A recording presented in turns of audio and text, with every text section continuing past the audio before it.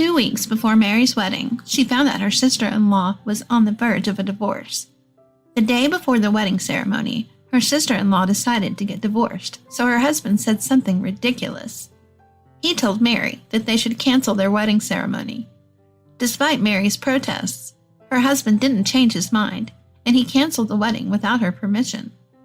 Angry Mary began planning her revenge. What will their future hold? I'll be getting married in exactly 2 weeks. It's been my dream to have a wedding ever since I was a child. I've always imagined it. After looking around different venues, I finally found my ideal place. I was really excited and looked forward to it, but there was an unfortunate turn of events. You're having some trouble before the wedding. Is it with the venue? There's no problem with the venue. The problem is my husband's feelings have changed. You guys already registered your marriage, right? Yeah. 6 months ago, we registered it at City Hall. He wanted us to do it then, so we decided to have our ceremony after filing all the papers. I see. What do you mean your husband's feelings have changed? My husband said something to me today. My younger sister is probably going to get divorced. Huh, really? They seem to get along. I guess something happened. I didn't know anything until now. I was also surprised. But they say they've already discussed it multiple times. They've even talked about what they'll do after the divorce. They've already gone that far? They're really in a dangerous position then. Yeah, my sister is seriously considering it, and it seems her husband feels the same way. So their feelings probably won't change. That's pretty sad. We just became a family too. But I guess there are things we can't understand until we get married as well. Yeah, you're right. My husband was serious about his sister's divorce, as if it was his own. I understood how he felt and wanted to support him. I thought to myself that I hoped that him and I will be happy as a couple. But my husband was thinking something else. Hey, is it really okay for us to have our wedding ceremony when my sister is going through this? When I heard him say that, I had a bad feeling. So I tried expressing my feelings directly. It's definitely sad your sister is getting divorced, but I don't think we need to cancel our ceremony just because of that. If going to a wedding will upset her that much, she just shouldn't attend. That made my husband angry. I thought you'd say that. Aren't you being cold-hearted because she's not your sister? I definitely want her to attend. I want us to celebrate this together. If my sister doesn't attend our wedding, I won't feel like having a wedding at all. Hearing what my husband said, I also began to get mad. I don't think I'm being cold-hearted. She's probably going through a tough time, so I want to support her as much as I can. But that's a different story. I understand that you want your family to attend, but that's up to your sister, isn't it? If she wants to celebrate with us, she'll come. She'll probably come, but not because she actually wants to. She probably won't want to see someone happily married right after getting a divorce. Sure, but that's up to her to decide. If she doesn't want to attend our wedding because she got divorced, that's up to her. I think it's worse to make her feel like it's her fault that we didn't have a wedding ceremony. We just won't tell her it's because of her. We can say something else came up. The truth will definitely come out. And anyway, our wedding is in just 2 weeks. Realistically speaking, we can't cancel it now. That'll be too much for us to handle and will cause trouble for all the people we invited. We just have to tell the people we invited that it won't be taking place. They kept the whole day open for us, so suddenly canceling will be a pain for them. And if we cancel now, when will we have our wedding? We don't know when your sister will be feeling better again. We'll wait as long as we have to. We're already legally married anyway. That's not the issue. I went through a lot of trouble preparing for this wedding. I'll be so sad if all that goes to waste. If we could do it once, we could do it again. In fact, it'll probably be easier than the first time around. I don't think so. All of that being a waste of time is so sad. You're being self-centered. My sister who's getting divorced is obviously more sad than you. Like that, our conversation went absolutely nowhere. I feel bad for your sister-in-law, but that's completely unrelated. I feel more bad for you, since you were looking forward to your wedding so much. He's calling you cold-hearted, but he's also cold-hearted. He really loves his little sister. I respect my husband for taking care of his family so much, and I think it's a good thing. But as you all said, it seems like he doesn't care about my feelings at all. I wasn't able to get that across to my husband. Whatever, I get it. She's not divorced yet anyway, so there's no point in us arguing anymore. Let's end this conversation here. Like that, he forcefully brought our conversation to a close. I still felt a bit uncomfortable, but I knew that even if I tried talking about it, we'd just argue. All I could do was watch over my sister-in-law and hope for the best. Just waiting like that makes you even more nervous, huh? Did you try talking to your sister-in-law about it? That'll be a bit tough. I don't want to burden her considering she's on the verge of getting a divorce. So I didn't bring it up to her. I think the big issue here is the difference in our values as a couple. I'm just praying things will turn out okay. But at this rate, even if the wedding passes without any problems, you'll still feel a bit weird. We found an issue where values don't match. I'm also worried about that. We'll have to resolve that in the future, but for now, my first hurdle will be getting past our wedding. I'll handle things one by one. I'm hoping everything goes okay. I'm praying that your husband doesn't put you out on the back burner. By pure chance, Mary and her husband got into a fight, and neither of them had any desire to negotiate. Everything was lying in the hands of Mary's sister-in-law. So what will happen from now on? Mary reappeared on the chat site the day before her wedding. Things got worse since the last time I spoke with you all. I wanted to tell you guys about it, so I'm back. Things could get worse? Isn't it about time for your wedding? Yeah, it was supposed to be tomorrow, but my husband selfishly canceled it. So you're not going to have the wedding? And what do you mean selfishly? Let me tell you in more detail. When my husband came back from work today, he brought up his sister's divorce again. My little sister will be getting divorced after all. They officially decided today. That's too bad. How is she doing? She says she's okay, but she's definitely hurt. Yeah, they really got along well, too. And so I'm canceling our wedding. Huh? We talked about it before, right? If she can't come, we won't hold the ceremony. I never agreed to that, though. If you didn't agree, why didn't you say anything? You're the one who forced the conversation to end, didn't you? Anyway, it's decided. Is what he said to me. He single-handedly ended our conversation again. I didn't consider this a joke, so I protested. Stop being so selfish. Our wedding is tomorrow. We can't just cancel now. Why not? If we can't cancel, we just won't show up tomorrow. I don't get you.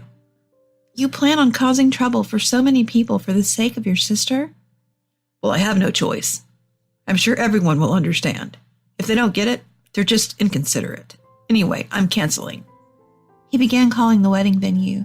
He ignored everything I said. Your husband is completely ignoring your feelings. The cancellation phase will probably be insane. I doubt that my sister-in-law is pushing my husband to do this. She's a very quiet person after all. But my husband, to put it nicely, he's a very righteous man, like in this situation. But he's so focused on his sister's feelings that he's completely forgetting mine. I felt really hurt, and of course I was angry. I realized he was a really self-centered person. That's definitely the result of a big ego. It's only natural that you'd get mad. So did you really cancel? What happened after? After my husband called the venue to cancel, I quickly thought back. If you're going to be that selfish, I'll also do whatever I want, I said and began gathering my things. My husband looked at me in disgust. You're going to leave the house just because the wedding was postponed? You're such a child. He laughed and continued. Looking at my sister get divorced, I also lost faith in our marriage. I didn't think you were such a cold-hearted person, and I never expected you to ignore my feelings like this. You can leave if you want, but in that case, I'll really rethink our marriage. His words made me even more angry. I furiously declared, "You're right, let's divorce. Seeing your attitude, I don't think I can be with you anymore." Do all you want for your sister from now on. Divorce me and forget about me. My husband froze for a second and then began laughing, as if I'd made a joke. I said I was rethinking our marriage, but this isn't something to decide so quickly. I think it's weird for you to get this angry. You're the one who'll regret it when you leave. Is this really okay with you? I quickly replied, I can't be with someone who doesn't understand why I'm angry now. Once I fill out the divorce forms, I'll send them to you. Bye. I began leaving the house, and my husband tried to stop me. Mary, are you serious? You shouldn't talk about divorce so lightly. If you calm down, I want us to talk this out. Don't leave. But I didn't stop. Even if I calmed down, my feelings wouldn't change. You're the one who first brought up getting divorced. Don't forget that. Bye. I said and left. I'm back at my parents' house now. My parents were surprised at first, but when I told them what had happened, they understood. They said they would respect my decision to divorce my husband. Things went this far because of your sister-in-law's divorce. The way your husband acted is not normal. I hope your husband becomes a bit more reasonable now that you've made up your mind. Are you really going to get divorced? It's not just a problem of our values not aligning. I'm beginning to doubt his ability to understand my feelings. That's why I'm seriously considering a divorce. I now know he's been hiding his true self. If he's that kind of selfish person deep down, I really have no faith in us being able to stay together. Thanks to this situation, you can see how you two will be as a couple from now on. The fact he didn't care about your feelings at all is the real problem. I wonder what will happen now. I don't know what will happen next, but the wedding has gone down the drain, so there's no point in worrying anymore. So how everything goes from now on is up to my husband. It'll be best if he sends me back signed divorce papers, but I don't think it'll go that easily. Honestly, even if he apologizes now, I don't think I can accept it. I hope we can get a divorce without any useless arguments. I guess you have no choice but to wait and see how your husband reacts. I hope things turn out well for you. Thank you. I'll let you know when I have an update. The fact that Mary's sister-in-law's divorce could cause this sort of problem in Mary's relationship was unexpected. As her husband's actions escalated, they leaned more and more towards getting a divorce. Will the two of them really let things end like this? Mary's internet friends imagined what could happen and prayed that things will turn out for the best. Some time passed, and Mary returned to the site. I came to announce what happened with my husband. That was faster than expected. Did you get back with him? It'd be nice if he apologized. But even if he did, I wouldn't feel like going back with him. We'll be getting divorced. So that's what happened? He came to apologize, right? He's called me every day since I moved back in with my parents. Now that I've calmed down, when I think about what you said, I realize I was probably also a bit cold-hearted. At the very least, it was wrong of me to completely ignore your opinion and cancel the wedding. Can't you come home? Let's talk things through. He would apologize like that. But the more time I spent away from him, the more I began to think marrying him was a mistake. Sorry, but I can't forget this that easily. To be honest, I've lost trust in you. I'll win your trust back. And then the next time something happens, you'll completely ignore my opinion again, right? I can't accept these apologies. They're coming too late. I want us to divorce. Please wait. I don't want to divorce. Losing you like this. Me saying we should get divorced and my husband apologizing, we went back and forth like this many times. I decided to just wait for my husband to give up and didn't pick up the phone for a while. My husband ended up doing something ridiculous. He showed up at my parents' house, and the first thing that came out of his mouth was, I made a new reservation for the wedding venue. I was floored. It's as if nothing I said was getting to him. This time he made a new reservation without your permission? What is he trying to do? I guess he was trying to improve my mood. But from my perspective, he was just being scary. What was he thinking? I expressed my feelings directly. I said, I want us to divorce. But you made a new reservation for the venue? What are you thinking? I don't get what you're doing at all. It's almost scary. He slumped his shoulders. But you left me because we didn't have a wedding, right? Thinking things through, I realized I should have prioritized your feelings, so I made a new reservation. It was definitely expensive, but I'd rather be poor than have to lose you, he said. I understood him less and less. You want me to go along with your decisions again. You really don't understand my feelings at all. This was a solution I came up with. My sister also didn't end up getting divorced. Excuse me? They went all the way to City Hall to file their divorce papers, but then they thought things through again. In the end, they decided it's better for them to try everything to stay together than to break up. So they postponed the divorce and are trying to rebuild their relationship. Hearing that just made me angry. So now that your sister isn't getting divorced, you think it's fine for us to have a wedding? You made it seem like you had reflected on what you did. But ends up the situation had just changed. Stop trying to make a fool out of me. We're getting divorced, so there's no point in us talking anymore, I told him spitefully. I was sick and tired of the way he played around with my feelings. Of course that'd make you angry. So he made a new reservation just because his sister couldn't attend again? He was self-centered until the very end. This really opened my eyes. Any part of me that was wavering until now was certain. My husband hadn't realized what he had done, though he was trying very hard to hold on to me. No, you're misunderstanding. I really have reflected on what I did. That's why I came to apologize, and why I want us to have a wedding ceremony for your sake. Please understand. Let's go home together. But I didn't respond to his feelings. Sorry, but I can't do this anymore. No matter what you say, my feelings won't change. I won't be going back with you, so go home. Please send the rest of my stuff to me via post. Send the divorce papers too while you're at it. No way. My husband nodded in disbelief. He seemed to finally understand how firm I was. That day, he went home on his own. Now it's just a question of how quickly he sends me the divorce papers. I want to be free again soon. I already lost all feelings I had for my husband. Divorcing him as his punishment was probably the right thing to do. Though part of me feels like you decided too quickly. If you didn't decide then, that would have just gone on forever. Mary decided it for herself. So, isn't this for the best?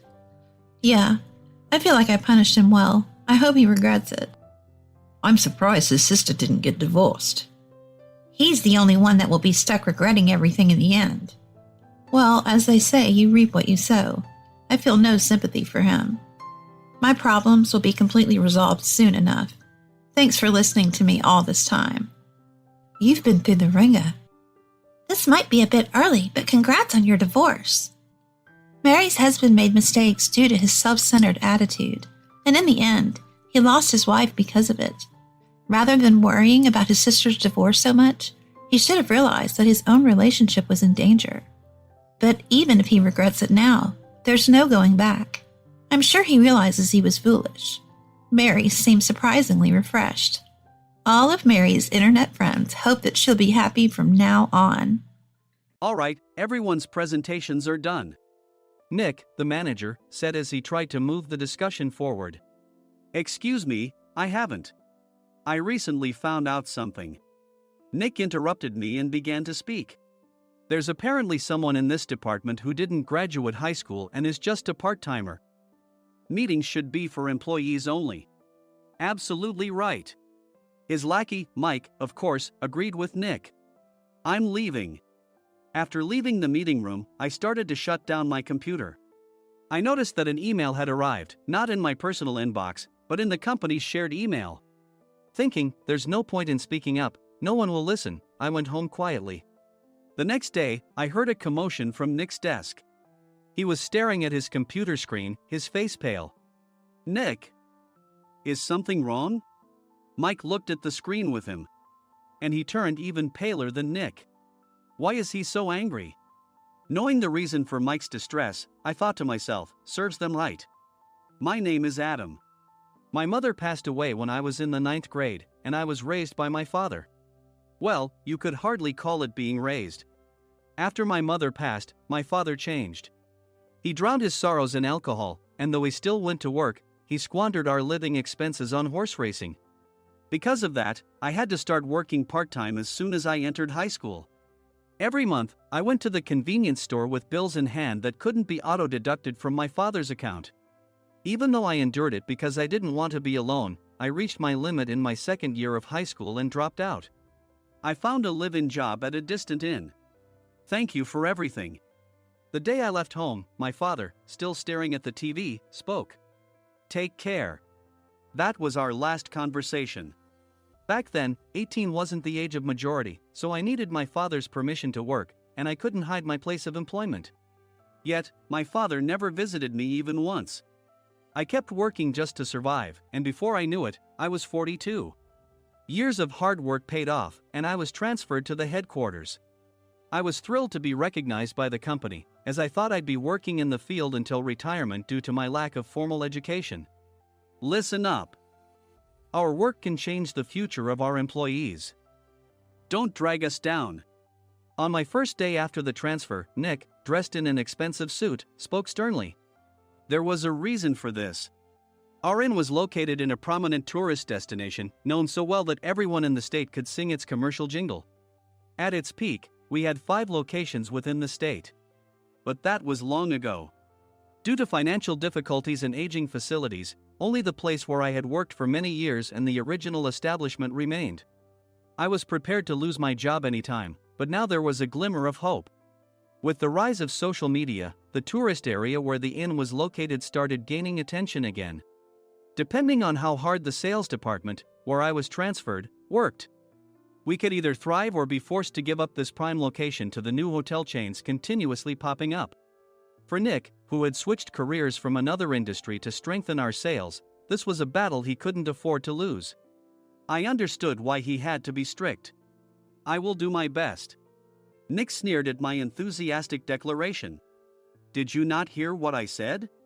I'm sorry. I thought I was listening carefully. Out of habit from years of customer service, I apologized reflexively, though I had no idea what had offended him. Someone was watching me with a smirk. In this department, there are those who are expected to excel and those who have been shoved here because they have nowhere else to go. You are the latter. It was Mike, the section chief. He's 7 years younger, at 35. But he was called to headquarters much earlier than I was and had been moving around within the headquarters ever since. I'm not jealous, but I can't accept that he's my boss. Graduating from a prestigious university, he has an unusually high pride and caused many problems as a newbie, making things very difficult for me when I was the front desk leader. When I found out Mike was transferred to the sales department a month before me, I was disheartened. Mike is right. With just a middle school diploma, there's not much you can do. Don't even think about achieving results. As if I didn't exist, Nick remarked, I'm thirsty. Mike eagerly ran to the coffee maker. It seems Mike is Nick's lackey. I regretted being happy about my transfer to headquarters, wishing I had stayed on site forever. Send a direct mail to every company on this list by the end of the day. Nick only assigned me tasks that even a new graduate could handle. What? There are over 1,000 companies. You want me to send to all of them by today? Yes, if you and your fellow misfits split the work, even those with nowhere else to go should finish by today. I glanced at the employees typing away expressionlessly. They were worn out from customer service, only thinking about leaving on time, or were women reassigned after having children, with zero motivation for work. Even Sam, a new graduate from the same university as Mike, who was supposed to be among the expected achievers, had no enthusiasm for the job, having joined the company wanting to do customer service. I don't care what they say, I plan to quit anytime, he said. Only Nick and Mike were highly motivated, making all the decisions between the two of them. I originally only wanted to work at the inn to survive and had no particular attachment to this job. I swallowed my words, thinking I had no right to reprimand them. About a month after the transfer, Nick told us with a frustrated look. To commemorate the 50th anniversary, we've decided to create a plan exclusive for one group per day. Originally, Mike and I were supposed to come up with it, but our president, Mr. Thompson, insists on hearing everyone's opinions. So, you all get a chance. As Nick explained, Mike began handing out prints. Make sure not to embarrass Nick. If your ideas are half-baked, you'll have to redo them. It seemed that they had printed his handwritten notes by Mr. Thompson, which included several questions and a section for free responses. It made sense why Nick had to seek our input, given that all responses had to be submitted to Mr. Thompson. We were given a week to think about it, and a meeting was scheduled to compile our ideas. My plan is to let guests enjoy both the old and modern America. Nick began the presentations. Guests would watch a master confectioner at a nearby traditional sweet shop make sweets in front of them. The welcome drink would be premium tea in a bottle. Nick's plan was certainly attractive. After his presentation, Nick called on us to present in the order we were seated. Just as I stood up for my turn. "All right, everyone's presentations are done." "Excuse me, I haven't. I recently found out something." Nick interrupted me.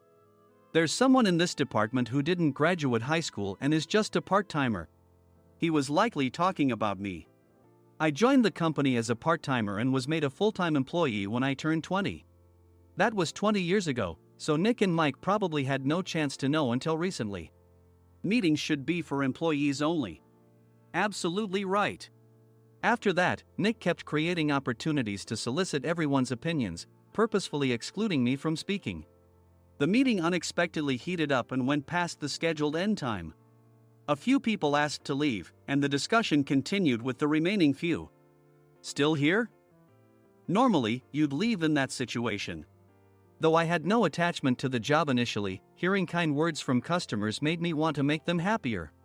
For someone like me, with nowhere to go, the inn was my home and customer service was my life. I felt pathetic about my current self. "I'm leaving."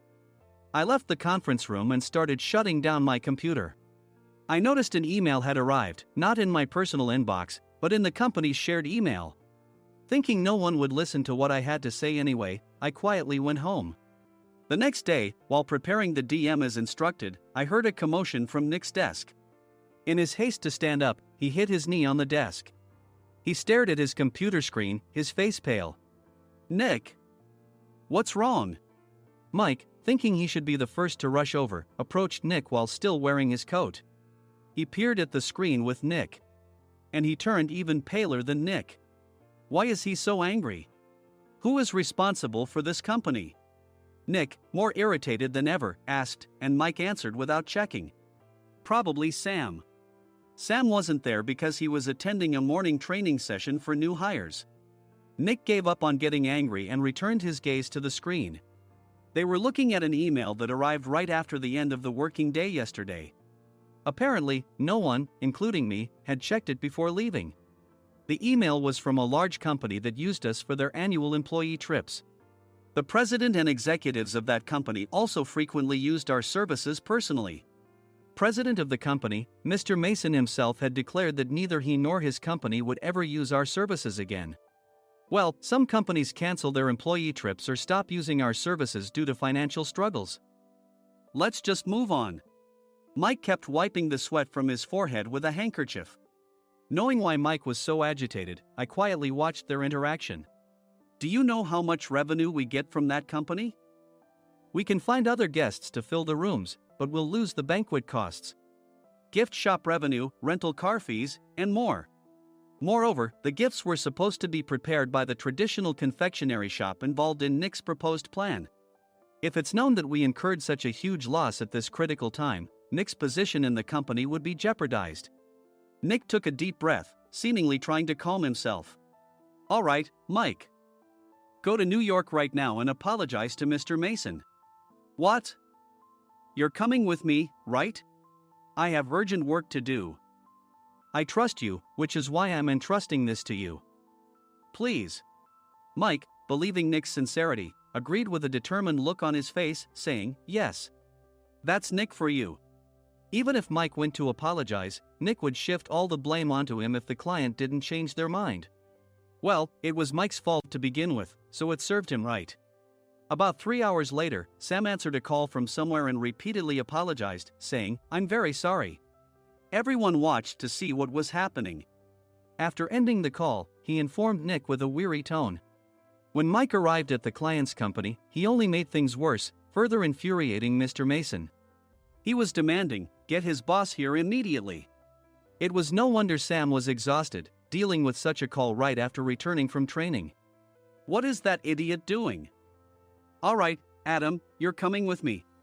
If sacrificing Mike didn't work, then I must be next.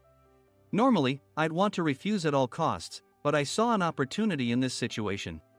If I can be of assistance, I'd be happy to join you. I immediately followed Nick, and we flew to New York.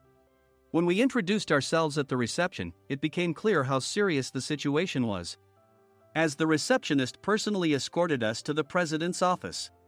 Angry voices leaked through the door, making both Nick and me uneasy. Excuse me. I'm Nick, the supervisor. I understand my subordinate has caused you trouble, and I deeply apologize. Nick, with his experience in the corporate world, knew enough to offer an apology before excuses. However, his customer service skills left much to be desired. I sighed as I saw Mike trembling like a small dog in the corner of the room. What kind of training are you giving your subordinates? Mr. Mason glared at Nick with a red face. The intensity of his gaze made even Nick take a step back. Regrettably, I joined this company only 2 years ago and was unaware of Mike's issues. I should have identified his shortcomings sooner. Indeed. I should have realized sooner. No sensible person would come to apologize and then give a lengthy presentation on the drawbacks of not using their in. Nick froze, his mouth slightly open. Suspecting the worst, I picked up the documents that had fallen to the floor. It seemed Mike hastily prepared these documents on the plane, listing the disadvantages. Disadvantage 1: if you change the venue for the company trip, employees might suspect it's for cost-cutting reasons, leading to a negative impression. Reading it aloud half-jokingly, Nick snatched the papers from my hand and checked the contents with a furious expression. Among the stack of documents was a receipt from a nearby convenience store's copy machine. I felt a pang of dread, hoping he hadn't shown the receipt as well. What do you think he said when I asked what kind of nerve he had to do this? I'm very sorry. Faced with the dire situation, Nick must have thought there was nothing left to do but apologize. In a voice smaller than I'd ever heard from him, he uttered words of apology. He said, "I'm a Harvard graduate. I don't believe I said anything wrong." Mike! What have you done? Forgetting his plan to pin the blame on Mike, Nick yelled loudly, even in front of Mr. Mason. I didn't do anything wrong. You're still saying that? Look at him. Mike pointed at me with a shaking hand. I was assigned to headquarters in my 20s and now I'm a section chief. This guy only made it to headquarters at 42. Everything I've done proves I was right. So why are we losing the contract? Having said his piece, Mike collapsed to the floor. Of course. You were sent there because you had nowhere else to go. Mike never expected to hear such words from someone he looked down upon. He lunged at me, and Nick hurriedly stepped in to stop him. Mr. Thompson told me Mike is a quick thinker, and to take good care of him. There's no way he was pushed aside. Don't make things worse here. He didn't say quick thinker, he said only quick-witted, didn't he? I don't remember that part. I recalled the many troubles Mike caused when he was a newbie.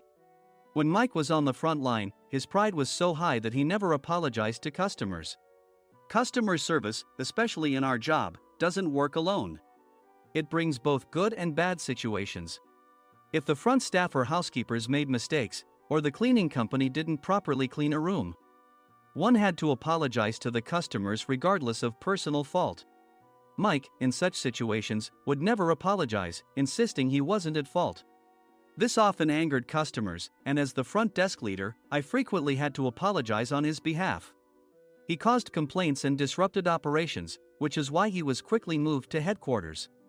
In departments where he didn't interact directly with customers, his quick thinking was beneficial and things went well. But it seemed his flaws were starting to show. Corporate reservations are supposed to be entered into the system by the sales representative. But a quick check yesterday revealed that more than 10 items were missing from the client's reservation. The handover document clearly stated what needed to be prepared. Why didn't you enter it into the system? Why do we have to give them special treatment? Filling rooms near the banquet hall, setting up all the food in advance. Specifying the brand of wine, they're too demanding. No wonder he always angered customers, I thought, feeling a headache coming on. Grouping them in rooms near the banquet hall is for our benefit too. It makes it easier for the staff to set up beds and serve breakfast since everyone's schedule is synchronized. As for the other requests, Mr. Mason suggested them to lighten our load. I didn't know that. Nick finally seemed to realize that Mike was the one who had angered the client. What did you say to them? I just told them we wouldn't give them special treatment anymore. We shouldn't waste effort on things that don't bring in money. I was utterly exasperated at his lack of understanding of customer service. Of course, we shouldn't comply with unreasonable demands. But carrying over successful practices from past stays makes customers feel remembered and enhances their experience. Good memories encourage repeat visits. That's part of our job.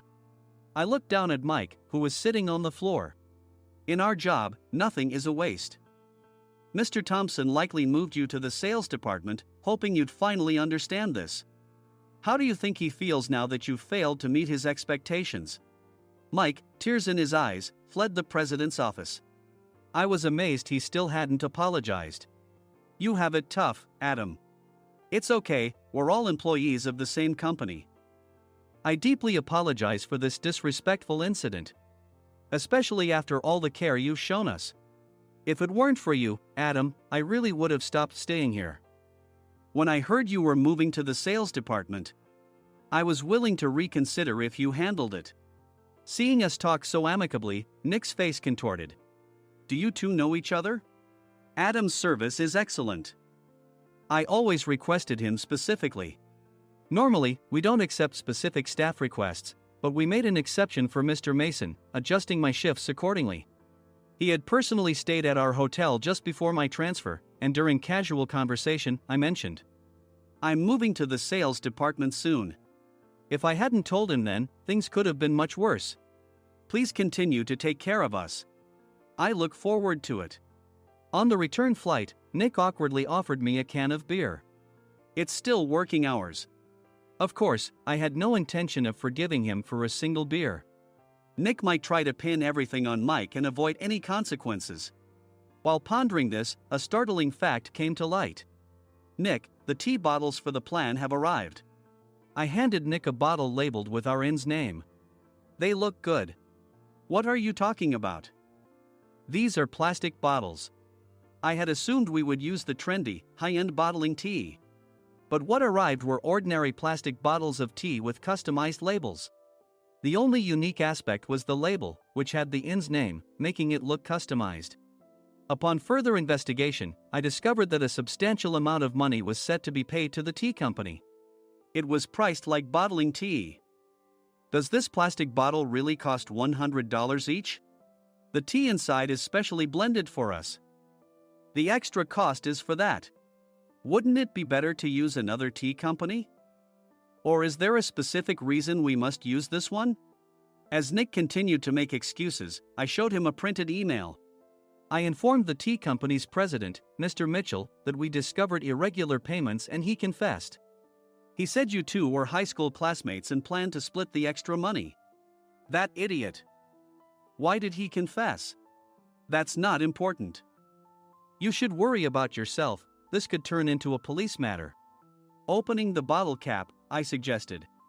How about calming down with this tea? It supposedly has a relaxing effect. Nick drank the tea frantically. In the following days, decisions were made about their fates. Mike was reassigned to the General Affairs Department, with no chance of transfer or promotion, as per Mr. Thompson's orders. As for Nick, since the payment to the tea company hadn't yet been made, he narrowly avoided legal trouble. Instead, he was encouraged to leave the company, and to avoid further complications, Nick submitted his resignation. Rumor has it that connections between HR departments have made it difficult for him to find new employment. Even though it was good to have those two gone, something unexpected happened in the sales department. Everyone became motivated and united in refining the 50th anniversary plan. In the end, my plan was adopted. We collaborated with the Tourist Information Center to provide personalized guides. The plan, tailored to the number of guests, was truly special for the 50th anniversary. Hey, is Adam's family coming to stay? I immediately booked that special plan for my family.